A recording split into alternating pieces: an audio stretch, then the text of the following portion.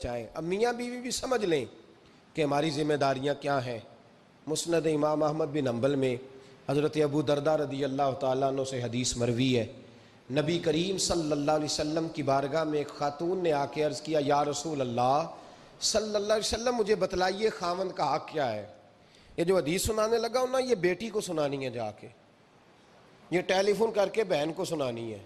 صرف بیوی کو سنانے کی نہیں ہوتی یہ چیزیں۔ یہ حدیث بیٹی کو سمجھائیں، بہن کو سمجھائیں، ان لوگوں کو سمجھائیں،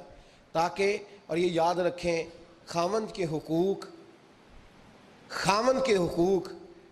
اگر بچی کے گھر والے اسے سکھائیں نا تو اس کی سمجھ میں جلدی آ جائیں گے، اور بیوی کے حقوق اگر خاوند کے گھر والے اس کو سمجھائیں تو اس کی سمجھ میں بات جلدی آئے گی۔ وہ خیر خواہ سمجھتے ہیں اپنے رشتہ داروں۔ یہ والی حدیثیں ان لوگوں کو سنانی چاہیے جن لوگوں کا بچہ ہے یا بچی ہے، متعلقہ آدمی حقوق بیان کرے۔ جب متبادل چیز کسی کے سامنے آتی ہے تو وہ کئی دفعہ سمجھتے ہیں کہ خلوص اس میں پورا نہیں پایا جاتا۔ حضرت ابو درداء رضی اللہ تعالیٰ عنہ فرماتے ہیں، ایک خاتون حضور کی بارگاہ میں آئی، عرض کرنے لگی، یا رسول اللہ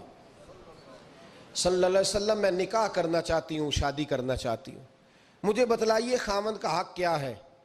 اگر تو میں ادا کر سکتی ہوں تو میں نکاح کروں، ورنہ میں اس کام سے بچوں۔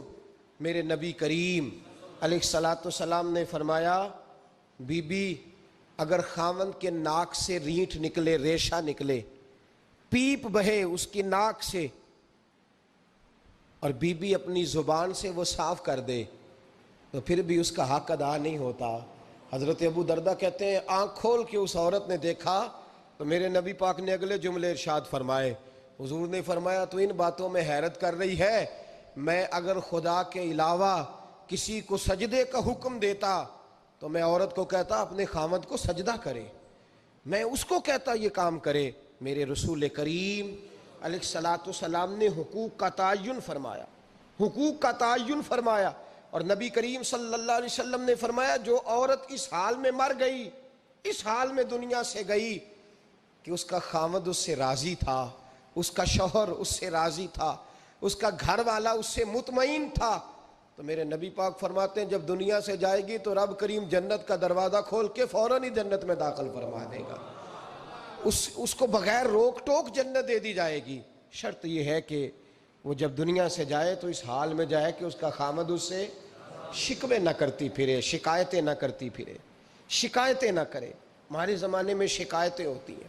اور خواتین، عورتیں اس بات کو سمجھتی نہیں کہ